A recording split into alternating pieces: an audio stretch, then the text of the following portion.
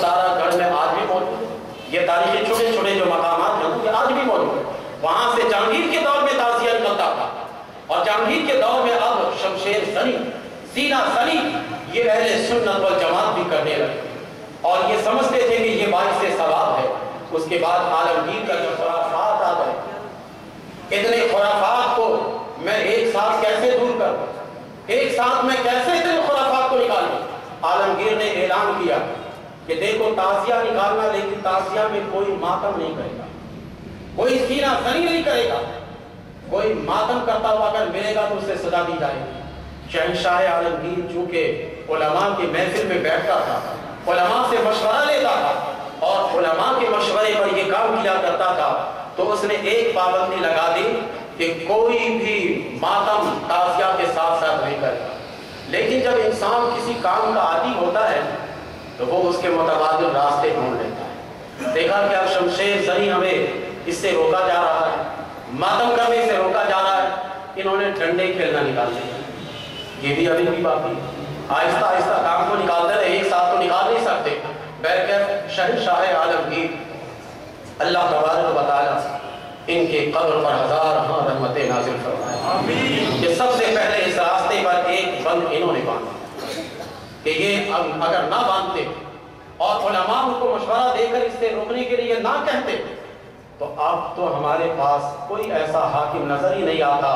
جو صحیح اہل سنت والجماعت کی ترجمانی کرتے ہوئے ان خرافات کو باقاعدہ ڈنڈے کے زور پر روکا جاتا، کوئی نظر نہیں آتے۔ تو یہ سلسلہ بہرکیف عالمگیر شہنشاہ عالمگیر نے روکا، لیکن یہ تعزیہ داری جو ہمارے یہاں ہے، ایک تعزیہ داری ان کے یہاں، ایک ہمارے یہاں جو تعزیہ داری آپ نے سن لی، ان کی ابتدا کہاں سے؟ حسین کی محبت سے ان کا کتنے دور دراز سے لگاؤ ہے۔ علماء نے تو صرف اتنا ہی فتویٰ دیا تھا کہ بھائی شبیہ بنا رہے ہو تو جیسے خانہ کعبہ کی شبیہ بناتے ہو اور گھر میں رکھتے ہو حصول برکت کے لیے حسین کے روضہ کی شبیہ بنا لو اور اس کو اپنے گھر پہ رکھ لو، تو اس میں کوئی مذائقہ نہیں ہے، بس اتنی اجازت ملی تھی۔ اس اجازت کے ملتے ہی یہ پھیل گئے اور طرح طرح کے خرافات کرتے چلے گئے جو آج تک جاری و ساری ہے۔ لیکن علماء اگر اس میں ہمت کرے اور یہ کوشش کرے تو الحمدللہ علی احسان ہی اس کو کسی حد تک روک لیں گے، اور ہم اپنی آنکھوں سے دیکھ رہے ہیں کہ کافی حد تک اس میں کمی آ گئی ہے، ورنہ یہاں مسجد میں بیٹھنا مشکل ہوتا تھا۔ حجرے کے نیچے دیکھے تو لوگ ڈھول بجا رہے ہیں، تاشے بجا رہے ہیں، آوازیں لگا رہے ہیں، نماز پڑھنا مشکل ہے، قرآن کی تلاوت کرنا مشکل ہوتا تھا۔ لیکن اب الحمدللہ یہ کمی ہے، تو اس طرح آپ کوشش کیجئے، اللہ تبارک و تعالیٰ آپ کی کوشش میں رنگ لائے گا۔ اللہ تعالیٰ کسی کی کوشش کو رائے گا نہیں کرتا، اور میں یہ پہلے درس دیتا ہوں کہ آپ اپنی اپنی مسجدوں میں اپنی ذمہ داری نبھائیے، لیکن احسن طریقے سے نبھائیے، شائستہ طریقے سے نبھائیے، کیونکہ آپ جو گفتگو اچھے پیرائے میں کریں گے اس کا ایک اثر ہوتا ہے، اس گفتگو کے کچھ نہ کچھ ثمرات و برکات حاصل ہوتے ہیں۔ اب جب عالمگیر شہنشاہ عالمگیر نے یہ کام رکوایا، اس کے بعد اس تعزیہ داری کو نوابوں نے بڑا فروغ دیا۔ نوابوں نے دیکھا کہ یار اس میں تو اچھا خلیفہ بن جاتے ہیں، کسی سلسلے کی خلافت ملے نہ ملے لوگ خود بخود خلیفہ کہتے ہیں، تو اچھا موقع ہے ہماری نوابی چمکانے کا۔ نوابوں نے اس کو بڑا فروغ دیا، اور نوابوں نے اپنے اپنی جگہ پر امام باڑہ بنوایا اور امام حسین کے نام پر چوک بنوائے، اور وہاں اپنی نوابی چمکاتے رہے، اور اس چوک پر جو واحیات قسم کے کام ہوتے رہے اس کا کچھ حصہ آج بھی ہمارے یہاں امام حسین رضی اللہ تعالیٰ عنہ کے نام پر جو چوک بنائے جاتے ہیں اس پر بھی ہوتے ہیں۔ یہ دھاگے باندھے جاتے ہیں، شریعت میں تو قطعاً جائز نہیں ہے، کیولا مفتی صاحب تشریف فرمائیں، ان سے پوچھئے یہ دھاگے کیا باندھتے ہیں؟ یہ دھاگے وہاں سے لے کر باندھتے ہیں، عورتیں منت جا کر مانتی ہیں۔ منت ماننا ہے تو امام حسین کا اصل چوک تو مسجد ہے، امام حسین رضی اللہ تعالیٰ عنہ کو سب سے زیادہ پیار مسجد سے ہے، مسجد میں آ کر منتیں مانے، اللہ تبارک و تعالیٰ کی عبادت کر کے منتیں مانے۔ تو یہ تعزیہ داری کی ان کی حقیقت تھی، اور یہ تعزیہ داری کی ہماری حقیقت، دونوں اختصار کے ساتھ کچھ نہ کچھ تو آپ نے سمجھ لیا ہوگا دونوں پہلوؤں کو،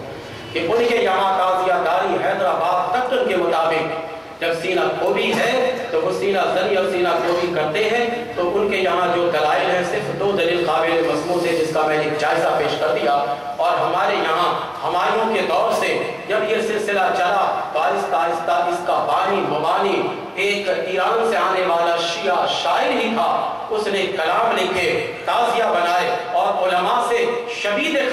हुए लिए ताकि धोखा देकर ताज़िया दारी को आगे बढ़ा दे, और ये किसी हद तक कामयाब रहा। लेकिन अल्हम्दुलिल्लाह अहले सुन्नत वल जमात और हमारा मजहब हक और सच है, और हक और सच कभी न कभी दोबारा गालिब होता है, और हम अल्हम्दुलिल्लाह अला एहसान दोबारा गालिब होंगे। अल्लाह तबारक व तआला से दुआ, मैंने कुछ वक्त आपसे ले लिए, इजाज़त मैंने पहले आपसे ली थी कि मैं आपसे इजाज़त लेता हूँ कि कुछ वक्त ज़्यादा भी अगर मैं ले लूँ तो आप खातिर कबीला ना हो। ये एक सालाना महफिल है और ताज़ियादारी से मुतालिक आप वो सुन रहे हैं। अब अपने अपनी जगह पर जिन जिन तक मेरी आवाज़ और मेरी सदाएँ पहुँची हैं, हर एक इमाम हुसैन का सिपाही बनता है, और इमाम हुसैन ने इन खुराफात को नापसंद किया है। आप इनफिरादी तौर पर जो लोग इसमें मुलव्वस होते हैं, बड़े प्यार से मोहब्बत से उनको समझाइए, उलमा से मिलाइए और कहिए कि मेरे भाई ये काम जो आप कर रहे हैं, इस काम से हुसैन खुश नहीं होंगे, बल्कि इमाम हुसैन ने अपनी सर का नजराना इन्हीं लफ्ज़ियात के खिलाफ दिया था जो यजीद कर रहा था। उनको समझाइए। इस महफिल पाक में ये जो कुछ भी मैंने आपको बताया है, सिर्फ कानों की लज्जत और एक तरफ से सुनकर दूसरे तरफ से उड़ाने के लिए नहीं, बल्कि ये जिम्मेदारी आपके कांधे पर डाल दी गई। अगर हर आदमी अपने तौर पर कोशिश करे और इस बैठने वाले में से 100 आदमी की इस्लाह कर दे, तो इमाम हुसैन रज़ियल्लाहु ताला अन्हु की बरकत आप सब महफिल वाले को इंशाअल्लाह। देखिए, इमाम हुसैन का सिपाही बनकर आप निकलिए और कोशिश करें। कल का दिन जो आशूर का दिन है, इस इलाके में जो कमाल आपको देखने को या सुनने को आपको मिलेगा, ये दूर दराज से आते हैं, ये बाहर के आते हैं। काफ़ी अगर हमारे इलाके में वाकई काफ़ी हद तक इसकी कमी आई है, और मैं उनके लिए दुआ करता हूँ कि अल्लाह तबारक व तआला जो हमारी गुफ्तगू को सुनकर अपने अंदर वो कमी ला रहे हैं कबूल फरमाए, और अल्लाह तबारक व तआला सच्ची और पक्की हुसैन की मोहब्बत इन लोगों को अता फरमाए, हम लोगों को भी सच्ची और पक्की मोहब्बत अता फरमाए। वमा अलैना इल्लल बलाग।